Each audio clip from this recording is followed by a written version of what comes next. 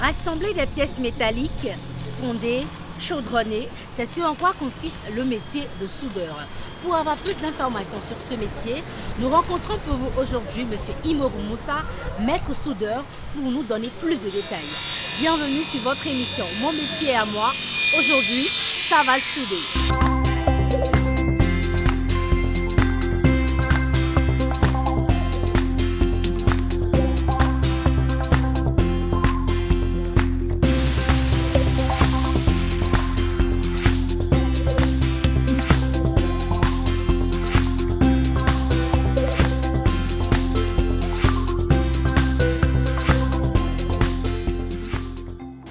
Bonjour monsieur, merci de vous présenter s'il vous plaît. Bonjour madame, on m'appelle monsieur Moussa Imoru, maître soudeur à Bomé-Calavi. J'exerce le métier depuis 2005. Wow. Alors dites-nous, en quoi consiste le métier de soudeur? Le métier de soudeur consiste à agencer les fers pour en fabriquer un modèle selon le goût du client. D'accord. Quelles sont les qualités requises pour être un bon soudeur? Pour être soudeur, il faut être d'abord en bonne santé D'accord. et avoir au moins 17 ans avant de pouvoir l'exercer, être endurant. Ah donc il faut avoir la force physique Exactement. pour exercer ce métier, Et être endurant. être endurant. Et ensuite, Bon, ensuite, il faut être aussi intelligent. donc la soudure c'est pas pour les cancres. Hein? Non, non, non, non. La D'accord. soudure, Et ce je n'est vois pas- des lunettes sur votre tête. C'est les lunettes de protection. D'accord. Parce que c'est ça là qui nous permet de amortir en grande partie les flammes de notre et les intercepts de la soudure. Parce qu'à moins de geste, vous pouvez perdre la vie. D'accord. Oui. Alors, est-ce qu'il y a une formation particulière qu'il faut suivre? Sinon, quelle est la formation qu'il faut suivre pour devenir un soudeur? D'abord, même, il faut être passionné du métier. On n'a pas besoin forcément de ne pas tenir à l'école avant d'apprendre un métier. Lorsque vous êtes passionné du métier, vous pouvez l'apprendre. On peut commencer minimum à 17 ans D'accord. et avec 4 ans, 5 ans, on peut être bon si on est intelligent. Ah, d'accord. Et ça dépend aussi si vous trouvez à faire. Parce que quand on ne trouve pas à faire, ce n'est pas évident que les enfants puissent vite capter. Ah, d'accord. Alors, dites-nous, quelles sont les spécialités qui se retrouvent dans la soudure? Ok, dans notre métier, nous avons plusieurs spécialités. Il y a la soudure à l'arc, la soudure autogène et la soudure en aluminium. La soudure à l'arc, c'est la soudure qui se fait à base du courant électrique. Donc nous avions un poste sur lequel deux câbles sont ralliés avec une pince et une baguette. Il y a l'autre côté qu'on appelle la masse, et c'est la masse plus la baguette.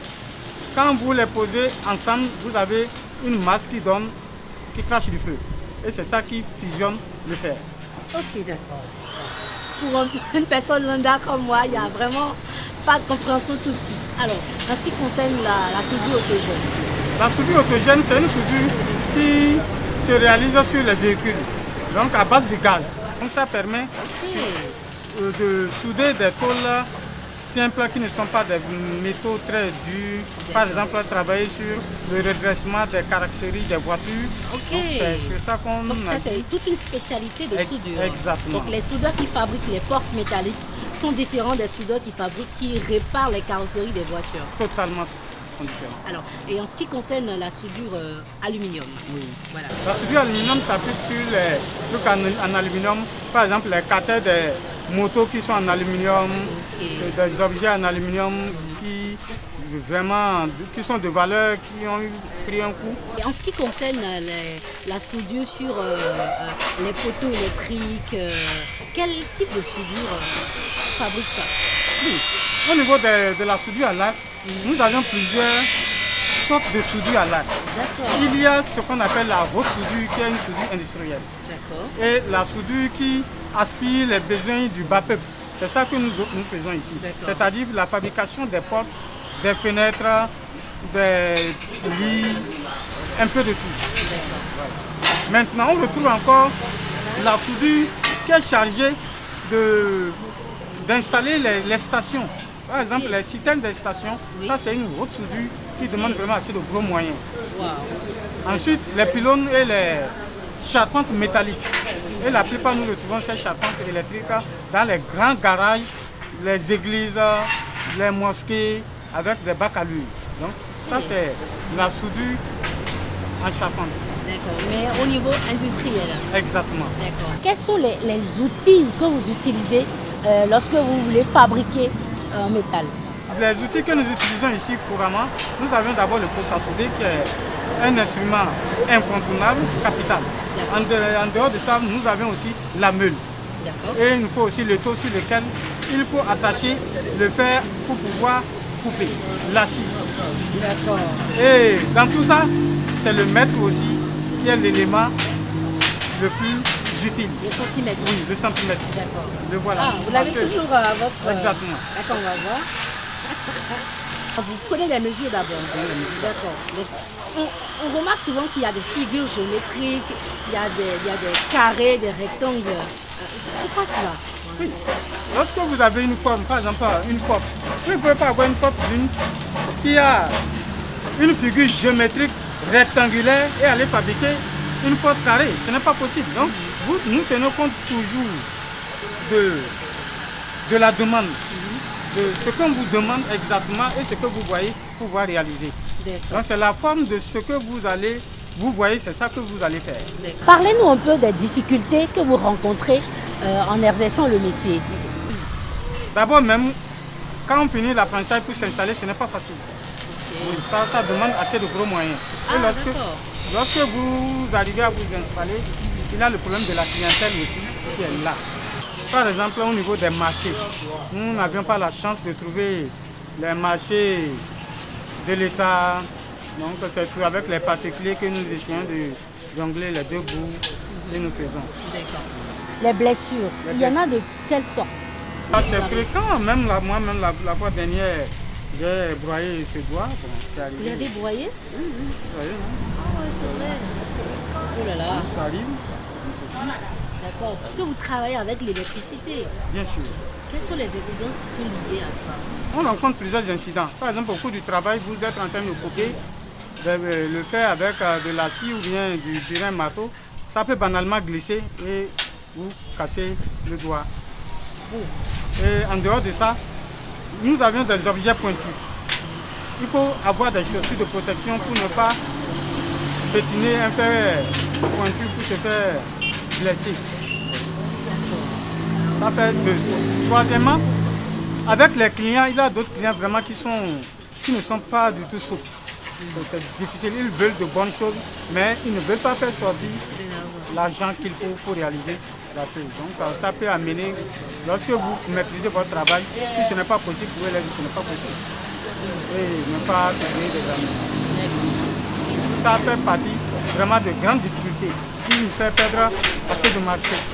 Parce que ce que toi tu vas réaliser, par exemple à 100 000 francs gagner 10 000 francs, le client te propose son 10 000. Alors ça ne peut même pas faire le travail tel que cela se doit. Donc vous êtes obligé de laisser.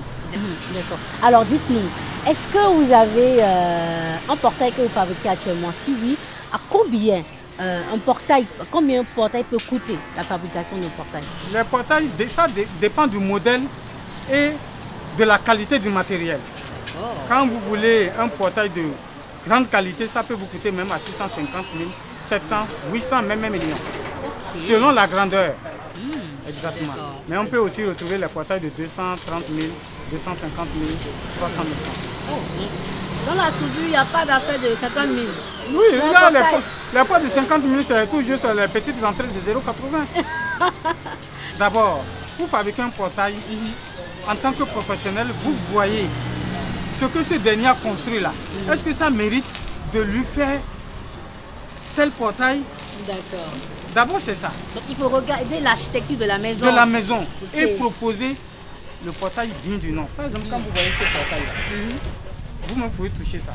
Mais ce n'est pas évident que même moi seul, je ne pourrais même pas soulever ça tout seul. Ah non, c'est trop lourd.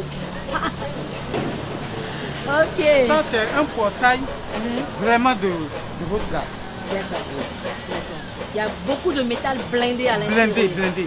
D'accord. Ça coûte combien? Ce portail, il a coûté 650 000. 2 portails avec portille. Waouh, 650 000 pour ce portail. Vous avez avec ça tout le système sécuritaire. Avec ça, c'est à 2 battants. Hein, À 2 battants, il y a un battant. Voici un battant. Ah ok, d'accord. Et ça, c'est les 3. Les 2 battants, le 1 battant qui font 650 000. D'accord. Les métals avec lesquels vous fabriquez, vous les procurez, vous en procurez où? Oui, nous avons des quincailleries dans lesquelles nous achetons nos matériels. D'accord. Ok. Donc il y a des quincailleries qui vendent des fers avec épaisseur comme ça. Oui. S'il y a plusieurs épaisseurs, vous avez les mêmes caractéristiques de tôle, mais à plusieurs épaisseurs. D'accord. Ça, par exemple, c'est la tôle de 20 dixièmes. Ça, on appelle par exemple la tôle de 20 dixièmes. Et tuyau 40-49. Et où est-ce que vous vous en procurez? Nous achetons ces matériels-là dans les quincailleries. Merci beaucoup, monsieur Imoru Moussa. On va passer à présent à la pratique. Vous allez nous dire ce que vous êtes en train de fabriquer actuellement. On va assister en direct. Vous fabriquez quoi actuellement? Actuellement, nous sommes en train de fabriquer les grilles de sécurité. Les grilles de Les fenêtres et les lits.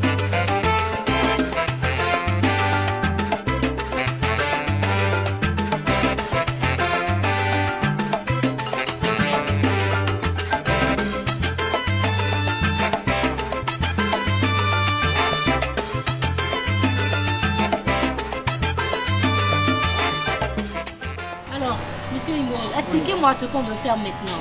Ça, c'est une grille fenêtre de sécurité. D'accord. Donc, une fois que nous avions mis cette traverse, il faut les barrer pour ne pas permettre aux gens d'avoir accès. D'accord. Et Donc, il faut sécure mettre les les séparations pour renforcer la sécurité. D'accord. Donc, la pince à souder. Donc, il faut dire que pour avoir du courage, j'en ai pas moi. Je touche pas, hein. Oui, Mettez, non, oui. ne touchez pas. Mettez la Centrez ça au milieu. Exactement. Ouais! Wouh! Wouh! Vous pouvez bien. Hein? Voilà. Ok, ça c'est du travail d'un artiste digne de soudeur. Cette meule, celle qui nous permet, après avoir fini de souder, nous mettons au propre ce que nous avions soudé.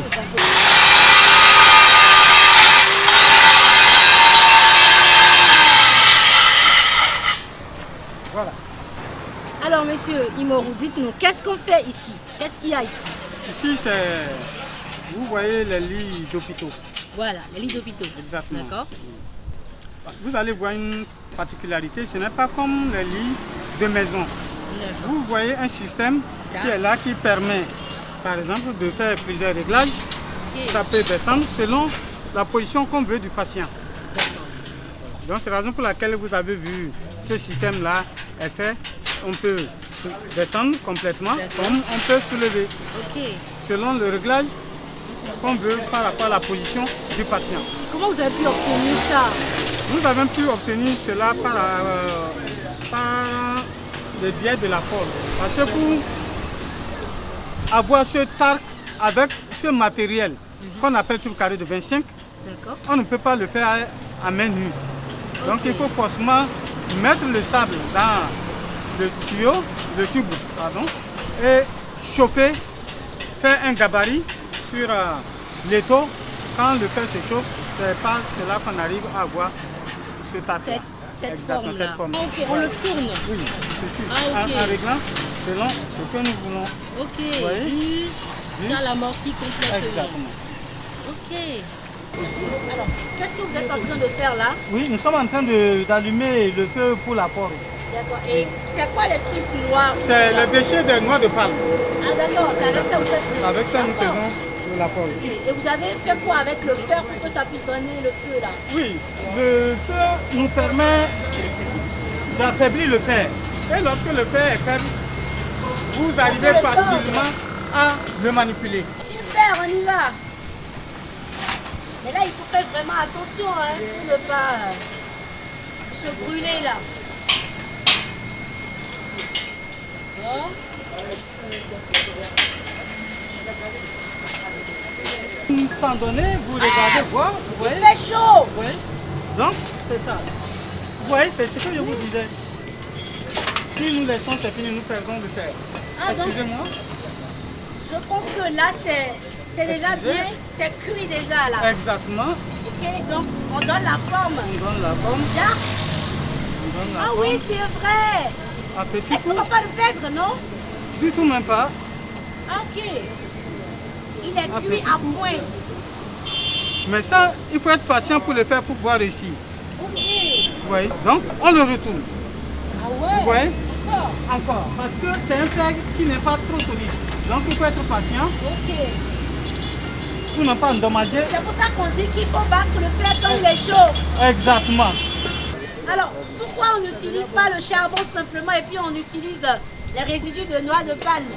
Oui, vous savez, le charbon n'arrive pas à résister avec cette intensité. Donc, ça donne vite de la cendre. D'accord. Alors, avec les déchets de noix de palme, ça résiste et ça vous donne une forte intensité de chaleur. Ok. Et ça, c'est ce qu'on remarque d'ailleurs, hein, il n'y a pas de cendre. Il y a Exactement. juste beaucoup de feu qui sortent de là. Tout à fait. Force à faible intensité, c'est ça? Et Exactement. vous, c'est à forte intensité. Oui, On tord doucement jusqu'à avoir le résultat qu'on veut. tout à fait. Mais c'est extraordinaire ça. On arrive à donner la forme que l'on Exactement. souhaite au métal qui est là. Waouh! Merci à toute l'équipe de la technique qui nous a accompagnés, à la réalisation Monsieur Cyr, au cadrage Romaric de Rochy et puis notre assistant d'aujourd'hui, Monsieur Félix. On prend un autre rendez-vous de votre émission Mon métier à moi